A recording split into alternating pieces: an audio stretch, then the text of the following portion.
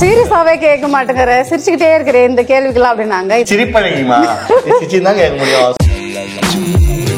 எங்களுக்கான ஒரு கேள்வி நான் கேட்க போறேன். நல்ல கேள்விதான் இருக்கும் நேர்களே. சார் நான் கேட்க போறேன் கேளுமா. சில பேர் வந்து கேட்டிருந்தாங்க, இப்ப பெண்களுக்கு வந்து சுகம் வந்து ஆண்கள் வந்து விரல விட்டு பண்றாங்க இல்லையா, சோ அது அந்த மாதிரி பண்ணா அவங்களுக்கு வந்து சுகம் கிடைக்குமா? செக்ஸ்ல பல விதம் இருக்குது. கேரட், ஆமா, முள்ளங்கி, ஆமா, அதெல்லாம் பாத்தீங்கன்னா ஆண் உறுப்பு மாதிரி பெருசா இருக்கும். நீங்க விரல் மூலியமா சுகத்தை காணலாமா? ஆமா சார், ஆமா. வெக்கல போய் பெண்களுக்கு உணர்ச்சி என்பது உச்சகட்ட அடையிற வரைக்கும் சில பெண்களுக்கு செக்ஸ் பண்ணி ஆகணும். ஆண்களே நீங்க உச்சகட்ட அடையிற வரைக்கும் உங்களால செக்ஸ் பண்ண முடியுதா?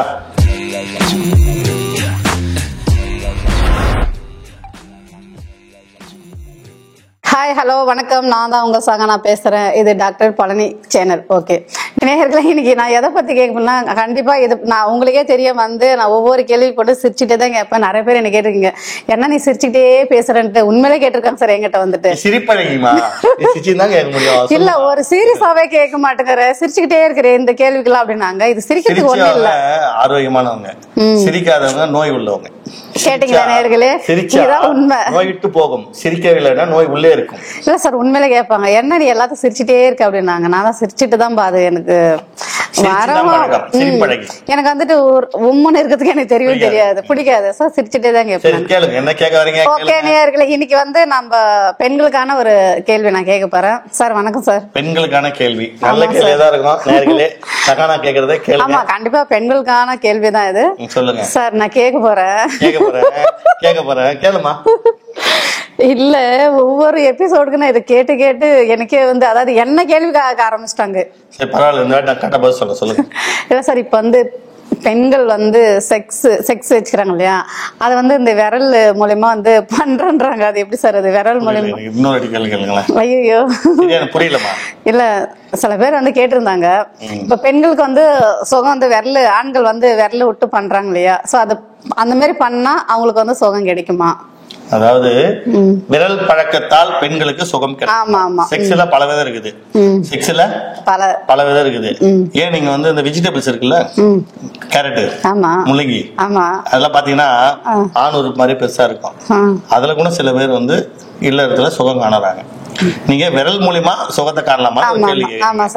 வெக்கல போய் வெக்கம் கிடையாது. அதாவது நான் கேக்குற கேள்வி வந்து அவங்களுக்கு ஃபேரா தான் நான் பேசுறேன். ஆனா பெண்களுக்கு உணர்ச்சி என்பது உச்சகட்ட அடையிற வரைக்கும் சில பெண்களுக்கு செக்ஸ் பண்ணி ஆகணும். ஆனா நிறைய ஆண்களே நீங்க உச்சகட்ட அடையிற வரைக்கும் உங்களால செக்ஸ் பண்ண முடியுதா? இல்லையா? அது மாதிரி உச்சகட்டம் அடையாத நீங்க விந்து உடனே விட்டுறீங்க இல்லையா, அவங்களுக்கு இந்த சகானா கேள்வி ஒரு நல்ல கேள்வி. என்னன்னா, சில பேருக்கு விந்து முந்துது அப்படின்னா நீங்க விந்த விடாதீங்க, முதல்ல ஓரல் செக்ஸ் பண்ணுங்க. ஓரல் செக்ஸ்ல தான் நீங்க இந்த விரலை வைத்து செக்ஸ் பண்ணலாம். நிறைய பேருக்கு அது சாத்தியம்தான். நிறைய பேருக்கு வந்து பாத்தீங்கன்னா பெண்களுக்கு அது ஒரு உச்ச அடைகிறதுக்கு உண்டான ஒரு வழி. அதாவது கணவன் மனைவியை விரல் மூலியமாக சேர்ந்து உணர்ச்சியை தூண்டலாம். உணர்ச்சியை தூண்டும் போது அவங்களுக்கு உச்சம் அடைய செய்யும். உச்சை அடைய தூண்டும் போது நீங்க உங்களுடைய உறுப்பை செலுத்தி நீங்க விந்து சீக்கிரமா விடலாம். இதனால அவங்களுக்கு ஒரு சுகம் கிடைக்கும். அதால அது தப்பு இல்லை. விரல் பழக்கம் என்பது பெண்களுக்கு வந்து பாத்தீங்கன்னா, ஒரு சில பெண்களுக்கு வந்து வேணாம், சில மனைவி சொல்லுவாங்க இதெல்லாம் எனக்கு வேணாம், இந்த பழக்கம்லாம் எனக்கு வேணாம் அப்படின்னு சில பெண்கள் உண்டு. சில பெண்கள் என்ன சொல்லுவாங்க, கணவருக்கு விந்து உடனே வந்துருதுன்றதால அதெல்லாம் நீண்ட நேரம் செய்யணும்ன்றதுக்காக இது விரல் பழக்கம் என்பது ஒரு ஓரல் செக்ஸ் மாதிரி. உறுப்பு வச்சுட்டா உடனே வந்துருது. அதனால அந்த உறுப்பு வச்சு வந்த விந்து விட்ட உடனே அவருடைய வேலை முடிஞ்சு போது அதுக்கப்புறம் அவர் போய் கம்முன்னு படுத்துக்குவாரு.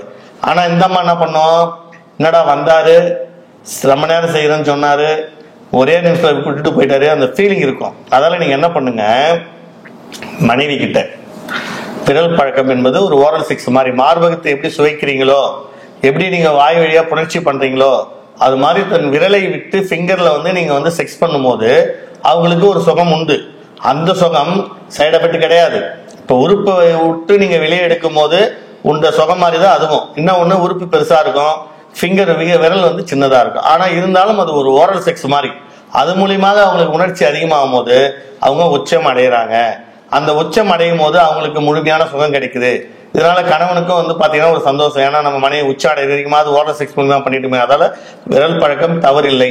ஆனால் விரல் பழக்கம் அது கண்டினியூவா இருக்கக்கூடாது.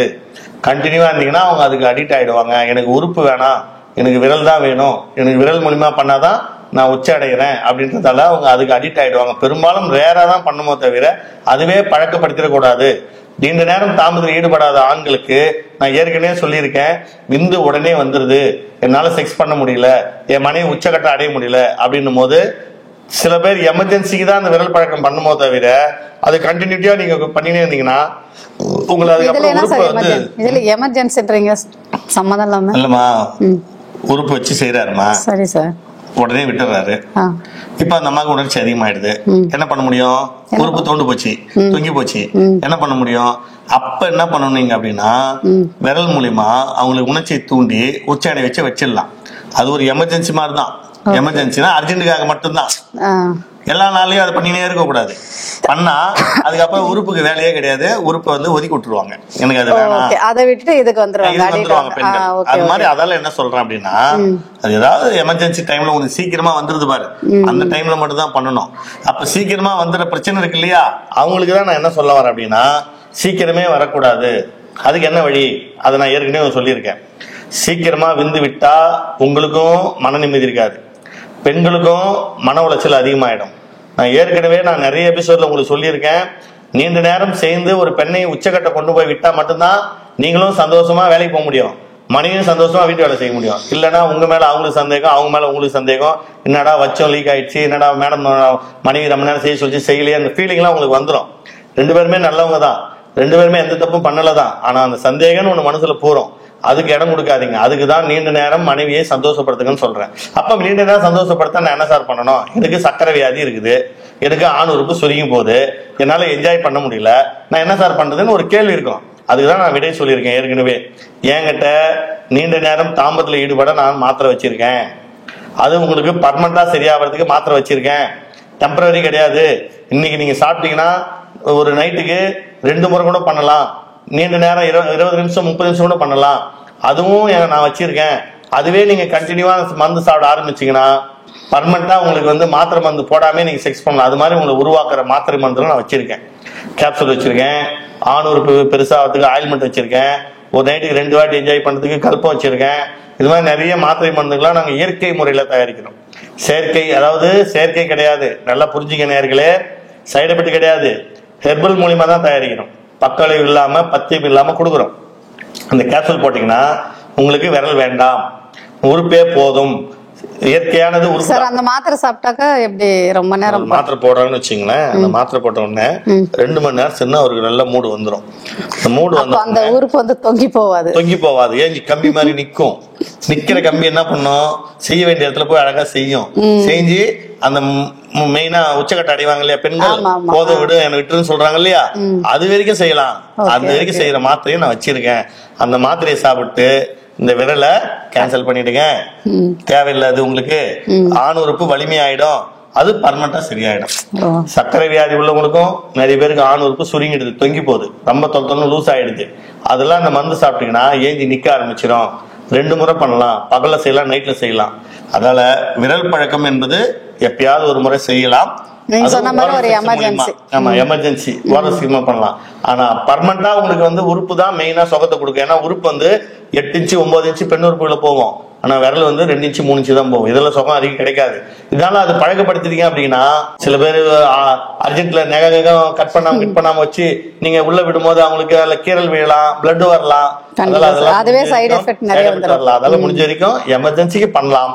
ஆனா உங்க உடம்புல வலிமையாக்கி முழு ஆண்மையோட செஞ்சீங்கன்னா இந்த விரல் பழக்கத்தை வந்து விட்டுடலாம். அதனால நான் கொடுக்குற மாத்திரை மருந்து சாப்பிட்டு நீங்க லைஃப் நல்லா என்ஜாய் பண்ணுங்க.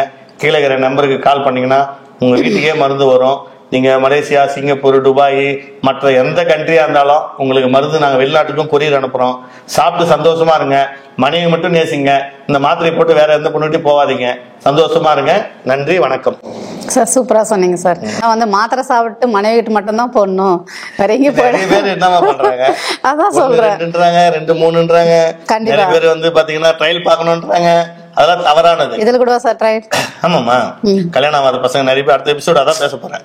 கல்யாணம் ஆன பசங்க, கல்யாணம் ஆகாத பசங்க ட்ரையல் பாக்குறாங்க. அதை பத்தி அடுத்த எபிசோட்ல நீங்க இந்த ப்ரோக்ராம் பார்க்கணும் அப்படின்னா நீங்க கீழே இருக்கிற நம்பருக்கு கால் பண்ணி ஏதாவது டவுட் கேட்கலாம். 2வது வந்து பாத்தீங்கன்னா என் ப்ரோக்ராம் கண்டினியூவா பார்க்கணும் அப்படின்னா முதல்ல சப்ஸ்கிரைப் பண்ணுங்க, பெல் பட்டன் அழுத்துங்க. என்ன கண்டினியூவா நீங்க பாத்துக்கிட்டே இருந்தீங்கன்னா தான் கண்டிப்பா உங்களுக்கு நான் நிறைய வந்து ஆலோசனை கொடுப்பேன். நன்றி, வணக்கம். உங்களுக்கு ஏதாச்சும் டவுட் இருந்தா இதுக்கப்புறம் இந்த நம்பர் கால் பண்ணி பேசுங்க. 7209 72006 நம்பர் கால் பண்ணி எந்த டவுட் இருந்தாலும் கிளியர் பண்ணிக்கலாம். ஓகே, பாய். அடுத்த எபிசோட்ல பார்க்கலாம். பாய் பாய்.